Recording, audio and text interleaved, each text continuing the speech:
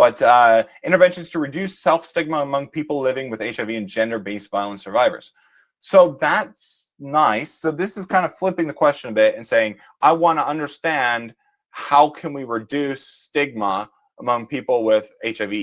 Now you've got two different populations here, right? If you run this in your PICO model, you've got people living with HIV and survivors of gender-based violence. I think these are kind of strange bedfellows. I can see how you put them together, but I would focus just on people living with HIV or gender-based violence survivors. I think there's gonna be more on people living with HIV, so I would suggest that. And yeah, I think this works. So your exposure here, kind of your research question, flips the PICO a little bit because you already know your outcome, reduce stigma, and you want to understand which interventions can reduce stigma among people living with HIV. I think this is a fantastic topic. My only tweak is to focus on one and not both of those populations. Real good topic though. I mean, this definitely works. So sometimes I've got another student, he's wanting to understand what interventions can help reduce doctors from feeling burnt out.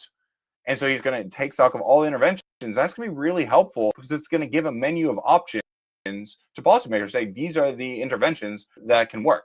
Absolutely. No, I have no doubt gender-based violence is increasing during COVID. And so that's really important.